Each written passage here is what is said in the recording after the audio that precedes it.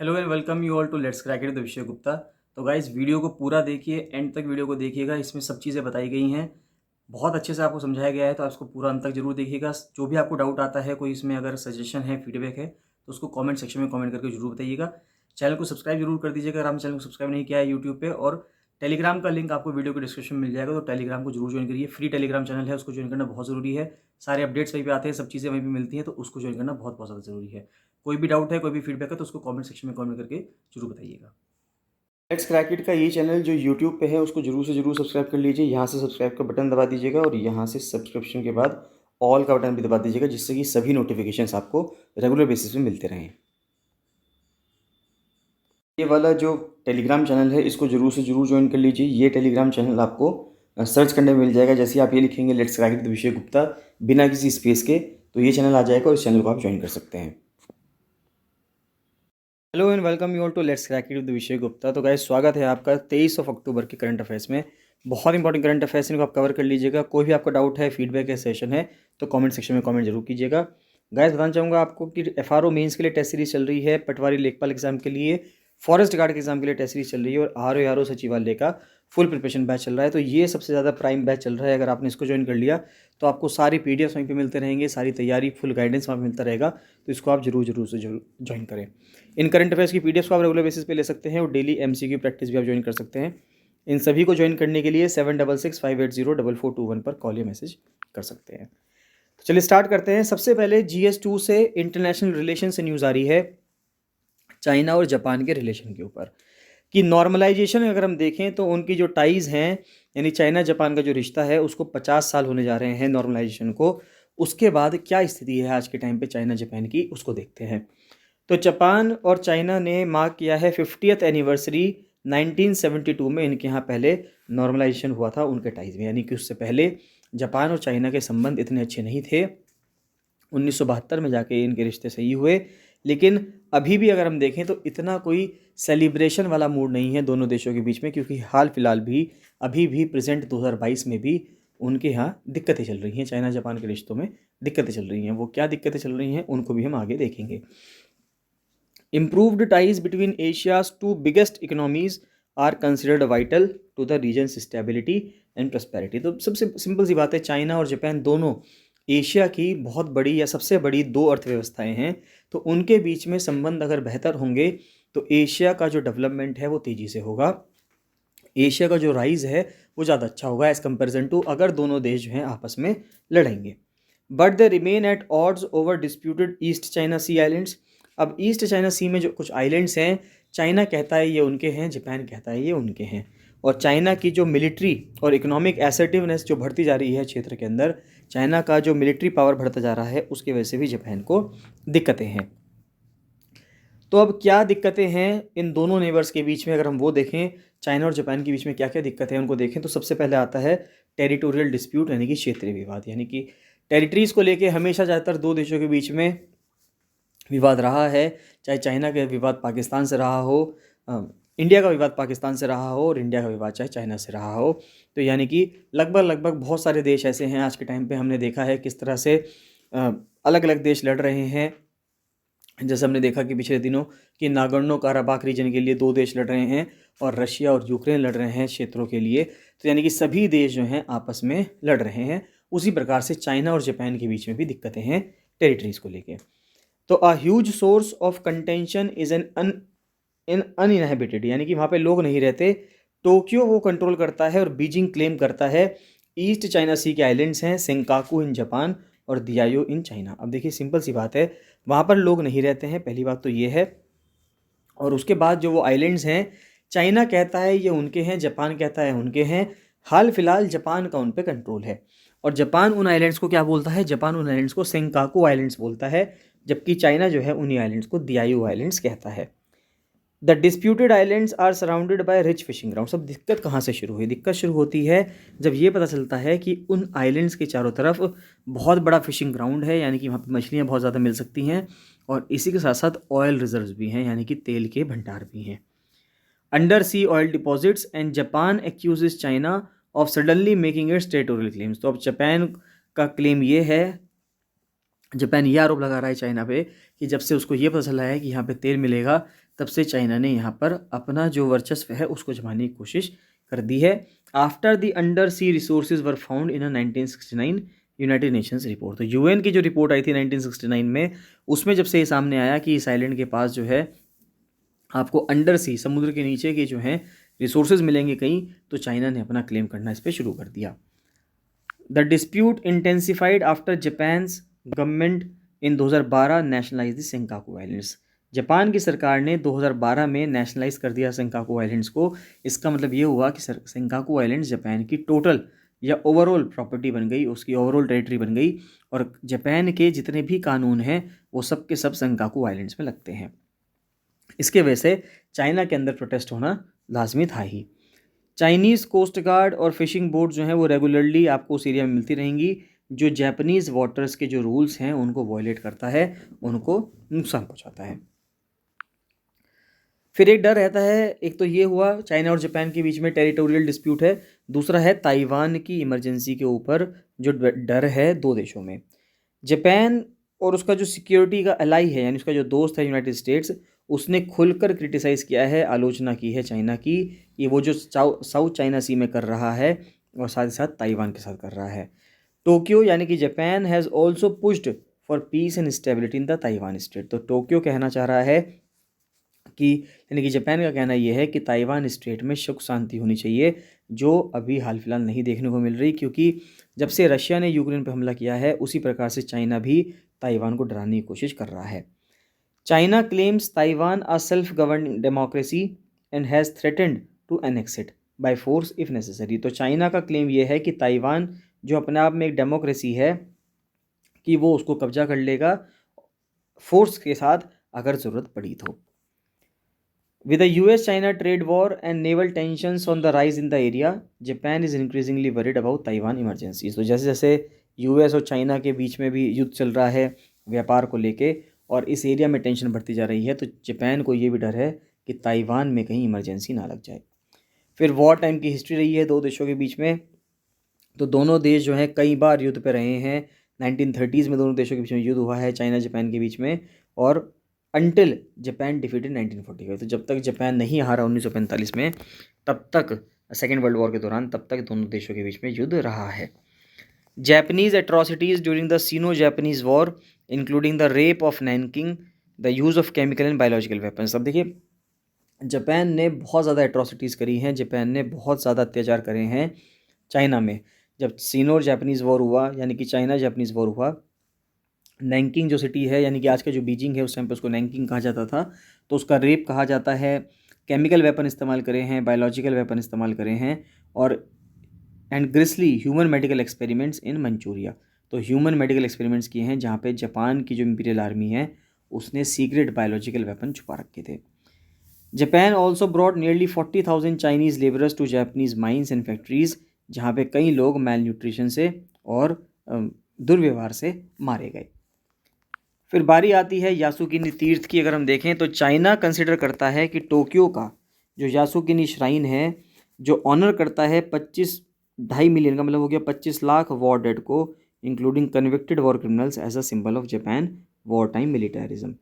Japan के Tokyo में एक यासुकिनी श्राइन है, तो वहाँ पर ये माना जाता है कि जो युद्ध के दौरान 20 से 25 लाख जापानीज़ लोगों ने अपनी शहादत दी, उसमें से वो भी थे जो क्रिमिनल थे, वो लोग जो हैं जापान के लिए एक बहुत बड़ी बात है।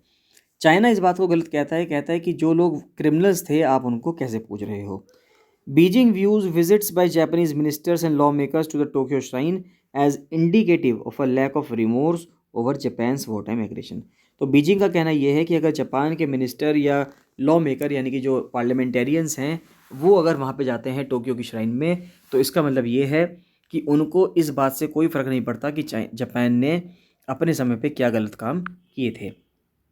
China along with South Korea with Japan colonised from 1910 से 1945 routinely protested against such visits. तो चाइना भी और साउथ कोरिया भी, क्योंकि इन दोनों देशों पे उस टाइम पे जापान ने रूल कर रखा था, कब्जा था जापान का, तो इन दोनों देशों ने ही क्या करा, चाइना भी और साउथ कोरिया भी, ये दोनों देश जो हैं जापान की हरकत पे ऑब्जेक्शन उठाते रहे हैं।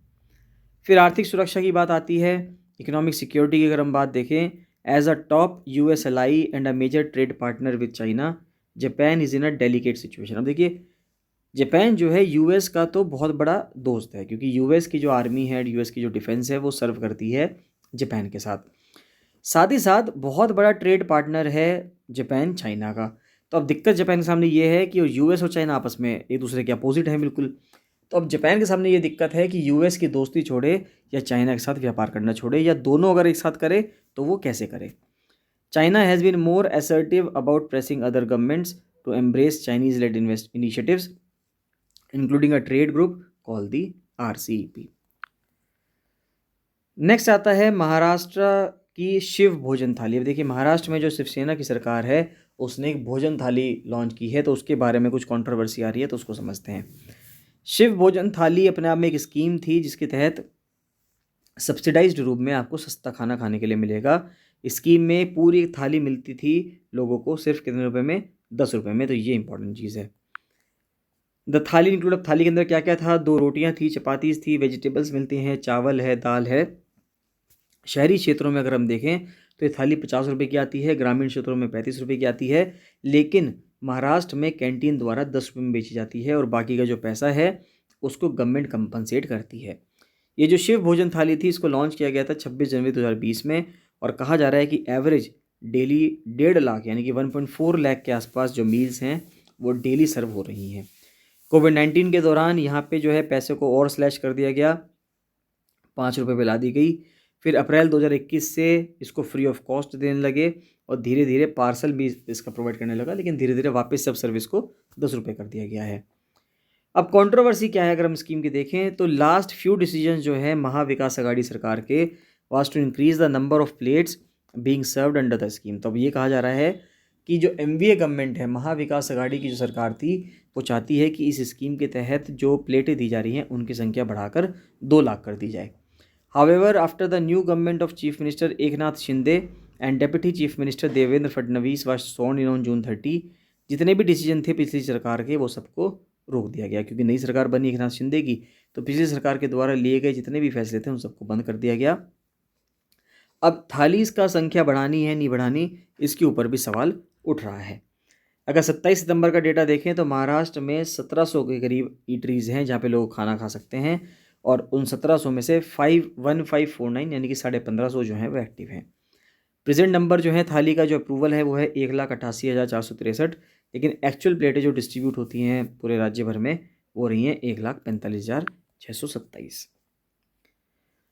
फिर आता है प्रधानमंत्री गरीब कल्याण अन्न योजना। तो बहुत ही अच्छी स्कीम थी जो प्रधानमंत्री द्वारा चलाई गई थी कोरोना के टाइम पे। उसमें फ्री फूड ग्रेन्स देना था, यानी कि फ्री में अनाज मिलना था गरीब लोगों को। उसकी जो समय सीमा है उसको 3 महीने के लिए और बढ़ाकर दिसंबर तक कर दिया गया है। तो एक्सटेंशन हुआ है प्रधानमंत्री गरीब कल्याण अन्न योजना का 3 महीनों के लिए, दिसंबर 2022 तक। जो डिसीजन है वो लिया गया है यूनियन कैबिनेट के द्वारा, और कैबिनेट को कौन चेयर करता है, कैबिनेट को प्रधानमंत्री चेयर करते हैं। तो PMGKAY जो है यानी कि गरीब कल्याण अन्न योजना जो है ये स्कीम है जिसके तहत गवर्नमेंट जो है फ्री फूड ग्रेन प्रोवाइड कर रही है 5 किलो पर पर्सन हर महीने में to eligible beneficiaries of the NFSA 2013। तो जो नेशनल फूड सिक्योरिटी एक्ट 2013 के तहत जो बेनिफिशरीज़ हैं उन्हीं को ये अनाज मिल रहा है। ये NFSA के तहत जो हर महीने अनाज मिलता है उससे ऊपर का अनाज है। इस स्कीम को स्टार्ट किया गया था गवर्नमेंट की, जो एक गवर्नमेंट ने जब पैकेज दिया था 1.7 लाख करोड़ रुपए का कोविड रिलीफ पैकेज था, 26 मार्च 2020 को इसको अनाउंस किया गया था, जब भारत जो देश है वो लॉकडाउन के 2 दिन के बाद इसको किया गया था। लॉकडाउन 24 तारीख को लगा था, ये 26 तारीख को अनाउंस हुआ था।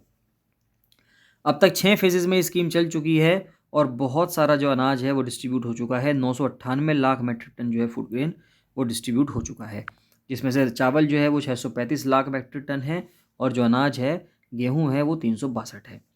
ये एस्टिमेट किया जा रहा है कि गवर्नमेंट ने करीब करीब 3.5 लाख करोड़ रुपए खर्च कर दिए हैं इस स्कीम पे अब तक। तो NFSA बेनिफिशरीज़ को क्या क्या मिलता है अगर हम देखें तो 2 कैटेगरीज़ हैं NFSA की। एक तो है अंत्योदय अन्न योजना, यानी जो सबसे गरीब घर के परिवार के लोग होते हैं उनको अंत्योदय अन्न योजना के तहत रखा गया है, और कुछ होते हैं प्रायोरिटी हाउस होल्ड्स। तो हर जो अंत्योदय अन्न योजना के हाउस होल्ड हैं उसको 35 किलो खाना मिलता है हर महीने। इसका मतलब नहीं है कि irrespective of the number of members in the house hold, यानी कि उसके घर में कितने मेंबर हैं उससे मतलब नहीं है, लेकिन वहाँ पे 35 किलो फूड ग्रेन मिलेगा हर महीने पर पर्सन के हिसाब से। और जो प्रायोरिटी हाउस होल्ड्स हैं are entitle to receive food grains according to the number of family members. और फैमिली मेम्बर्स के हिसाब से मिलेगा खाना किसको, प्रायोरिटी हाउस होल्ड वालों को। जो ईच मेंबर है प्रायोरिटी हाउस होल्ड का वो भी 5 किलो खाना ले सकता है, फूड ग्रेन ले सकता है हर महीने NFSA के तहत। और जितनी बड़ी प्रायोरिटी हाउस होल्ड की फैमिली होगी उतना ही ज़्यादा उनको खाना मिलेगा। तो एट वॉट रेट अगर हम देखें तो किस रेट पे फूड ग्रेन्स प्रोवाइड किए जाते हैं NFSA में, तो बहुत ही सस्ता प्रोवाइड किया जाता है। चावल 3 रुपये पर किलो, गेहूँ 2 रुपये प्रति किलो, और जो मोटे अनाज हैं वो 1 रुपये प्रति किलो। कितने लोगों को कवर किया गया NFSA के तहत अगर हम देखें तो 50% शहरी क्षेत्रों के लोगों को कवर किया गया था, 75% ग्रामीण क्षेत्रों के लोगों को। और ओवरऑल अगर राष्ट्रीय आप कवरेज देखेंगे तो लगभग कितना है, 67.5% है, यानी कि 67.5% है। तो लेटेस्ट जो सेंसस फिगर्स हैं अगर उसके हिसाब से देखें 2011 के हिसाब से, तो 81 करोड़ लोग हैं जो NFSA तहत फ़ायदा ले रहे हैं। उनको फ़ायदा मिलना चाहिए 81 करोड़ लोगों को, और जो इसके तहत खाना ले रहे हैं। हावेवर फूड मिनिस्टर कहना ये है कि 81.35 करोड़ जो हैं वो 98% लोग हैं, या 79.77 crore persons had been identified until July 2022। और even with the ceiling fixed at 81 crore, states can still identify and add about 1.58 crore people under the NFSA। अब सरकार का ये कहना है कि 81 करोड़ लोग होने चाहिए, लेकिन हैं अभी 79 करोड़ लोग, यानी कि अभी भी 1.58 करोड़ यानी कि 1.5 करोड़ लोग ऐसे हैं जिनको NFSA के तहत आना बाकी है। बात ये आती है कि ये जो PM गरीब कल्याण अन्न योजना है ये NFSA से कैसे अलग है। अब देखिए NFSA तो आपका हक है, ये तो एक राइट बेस्ड स्कीम है, यानी कि यहाँ पे आपका एक हक है, कानूनी एक आपके पास अधिकार है कि आप इसके तहत खाना ले सकते हैं। लेकिन जो गरीब कल्याण अन्न योजना है ये मात्र एक एग्जीक्यूटिव स्कीम है जिसको प्रधानमंत्री द्वारा रातों रात घोषित किया गया और इसको इम्प्लीमेंट कर दिया गया, यानी कि प्रधानमंत्री जब चाहें इसको बंद कर सकते हैं। लेकिन NFSA को बंद नहीं किया जा सकता क्योंकि वो कानून पारित है कहाँ से, संसद से। नेक्स्ट आता है UAPA का ट्रिब्यूनल अगर हम देखें, यानी कि जो अनलॉफुल एक्टिविटीज़ प्रिवेंशन एक्ट है 1960s का, उसके तहत 1967 का एक्ट है, उसके तहत ट्रिब्यूनल बनाई गई है। उसको किसके तहत बनाया जाएगा, एक हाई कोर्ट के जज के अंडर बनाया जाएगा, जिससे कि वहाँ पे प्रोसीडिंग्स चल सकें। और नेक्स्ट न्यूज़ आती है GS3 से। देखिए बहुत बड़ी प्रॉब्लम है सर्दियों में स्टबल की, यानी कि जो पराली है, तो किसान क्या करते हैं, पराली को जला देते हैं, जिसकी वजह से दिल्ली जैसे क्षेत्रों में बहुत ज़्यादा प्रदूषण होता है। अब बात ये उठ रही है कि कैसे क्या क्या हम कदम उठाएं जिस तरह की ये जो स्टबल है इससे हम निजात पा सकें और वहाँ पर उसको जलाने की वजह से जो प्रदूषण है वो ना हो। तो अब ये कहा जा सकता है कि जो पंजाब हरियाणा में जो कैटल हैं, यानी कि जो मवेशी हैं, उनके नीचे बेडिंग बिछाई जा सकती है, क्योंकि जब वो फर्श पर नहीं बैठ पाते हैं, उनके नीचे अगर बेडिंग होगी स्ट्रॉ की, इस स्टबल की, तो उसके वजह से उनको बहुत आराम मिलेगा।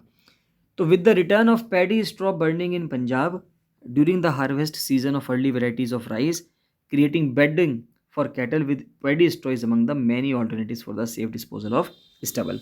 तो अब ये कहा जा रहा है कि क्योंकि पैडी स्ट्रॉ बर्निंग अब आने में शुरू ही होने वाली है, क्योंकि सर्दियाँ आ रही हैं, तो अब ये कर सकते हैं कि पंजाब में जो पैडी है, यानी कि चावलों का जो बचा कुछ चारा है, स्ट्रॉ है, उसको हम क्या कर सकते हैं, उससे हम बेड तैयार कर सकते हैं। This bedding is not only good for animal health and soil health but also increases milk production and enhances its quality. इस बेडिंग के वजह से ना सिर्फ जानवरों की हेल्थ सुधरती है, मिट्टी की हेल्थ सुधरती है, बल्कि इसके वजह से जो मवेशियों में, जानवरों में जो मिल्क का प्रोडक्शन है ये भी बढ़ता है, और उसकी जो क्वालिटी है, उसकी जो गुणवत्ता है वो भी बढ़ती है। तो देखें कि ये ज़रूरी क्यों है, मवेशियों के लिए बिस्तर उपलब्ध कराना क्यों महत्वपूर्ण है, और इसके लिए कौन सी सामग्री अच्छी है। तो देखिए सिंपल सी बात है, जिस तरह से रात में हम सोते हैं बेड्स पे, उसी प्रकार से जानवरों को भी सोने के लिए एक स्मूथ सरफेस चाहिए। तो bedding is used for animals to support their bodies, तो जिससे कि उनको वो अपनी बॉडीज़ को, जिस तरह से हम भी अपनी बॉडीज़ को सपोर्ट करवाना चाहते हैं रात में सोते वक्त, जो हमें गद्दे चाहिए होते हैं, उसी प्रकार से बेडिंग की रिक्वायरमेंट होती है जानवरों को भी। व्हेन रेस्टिंग और अदरवाइज स्टेशनरी, इससे जो उनकी स्किन पे प्रेशर है वो कम पड़ता है, उनका जो हीट में लॉस है वो कम होता है, और limits contamination by waste produced by the animal, और जो एनिमल वेस्ट प्रोड्यूस करता है उसके वजह से जो कंटामिनेशन है, जो गंदगी है, वो भी कम होती है।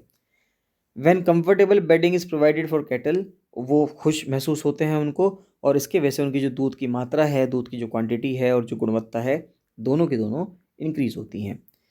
फिर कुछ ही बैक्टीरिया होता है, there are fewer bacteria in the milk and cattle health remains better. तो उस टाइम पे फिर बैक्टीरिया की जो मात्रा है वो कम रहेगी और जो कैटल की जो हेल्थ है वो अच्छी हो जाएगी।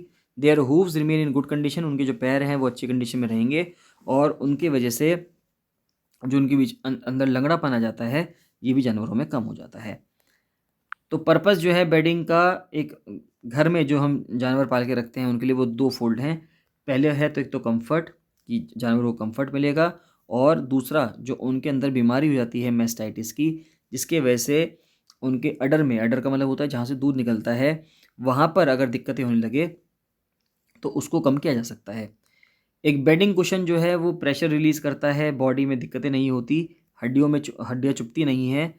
Tit and exposure to mastitis causing bacteria is the root of all mastitis problem. तो इन सब चीज़ों को रोकने के लिए बेडिंग की रिक्वायरमेंट बहुत ज़्यादा ज़रूरी है। अगर बात करें कि भाई कितने मवेशी हैं पूरे पंजाब में और कितना पैडी स्ट्रॉ चाहिए बेड को तैयार करने में, ये बहुत अच्छा सवाल है। अगर हम देखें एडल्ट काउस देखें तो पंजाब के अंदर 25 लाख हैं, और बफेलोज़ की बात करें यानी भैंसों की बात करें तो करीब करीब 40 लाख है। एक काऊ को और एक बफेलो को 30 से 35 स्क्वायर फुट का एरिया चाहिए होता है अपने लिए, जिसमें 2000 लाख स्क्वायर फीट का एरिया चाहिए। अगर हम देखें जितनी भी कैटल अगर वहाँ पे देखें, गाय भैंस मिला के देखें, तो 2000 लाख स्क्वायर फुट का एरिया चाहिए बेडिंग के लिए। इतने एरिया को कवर करने के लिए स्टेट के पास 3.25 लाख टन पैडी का स्टोर होना चाहिए, अगर उसको हम एक हफ्ते में 2 बार रिप्लेस करें, और amounts to 6.5 lakh ton of paddy straw, यानी कि एक हफ्ते में 6.5 लाख टन स्टोर आपको चाहिए। तो farmers suppose to dispose of the old bedding, यानी फार्मर्स किस तरह से बेडिंग को डिस्पोज करेंगे, पुरानी बेडिंग को। तो old bedding needs to be dumped in a pit और in a corner of a field. अब आप क्या करो, पुरानी बेडिंग जो हो चुकी है उसको एक गड्ढा खोदो, उसमें दबा दो, जिसकी वजह से, क्योंकि उसमें यूरिन भी होगा, जानवरों का डंग भी होगा, इसके वजह से वो 3-4 महीने के अंदर डिकम्पोज हो जाएंगे और वो खाद बन जाएगी। तो क्या ये खाद यूज़फुल है? बहुत ज़्यादा यूज़फुल है खेतों के लिए। तो why are cattle rearers not utilising this free of cost bedding material. अब सवाल ये होता है कि जब हमारे पास कोई चीज़ फ्री में अवेलेबल है तो उसको अडॉप्ट क्यों नहीं किया जा रहा, उसको लोग यूज़ क्यों नहीं कर रहे। 1 एकड़ पैडी फील्ड में से करीब करीब 25 क्विंटल पैडी स्ट्रॉ निकलता है, और फार्मर्स का कहना ये है कि उनके पास इतना पैसा नहीं है कि उसको इकट्ठा कर सके या फिर उसको स्टोर कर सकें। सेकेंडली दिक्कत ये आती है कि the majority of farmers consider making bedding for cattle laborious work. तो उनको लगता है कि कैटल के लिए एक बेड तैयार करना या अपना में बहुत ही थकाने वाला काम है, तो ज़्यादातर किसान इस काम से बचते हैं। They also state that in the absence of a proper dumping site they release it in a vacant place in the village which is not accessible to the residents. तो इसी के साथ ही करंट अफेयर्स कवर होते हैं guys. इसमें आपको कोई भी डाउट आता है, कोई भी आपका फीडबैक है, सेशन है, तो कमेंट सेक्शन में कमेंट जरूर कीजिएगा। बाकी मिलते हैं नेक्स्ट वीडियो में। So thank you and bye bye.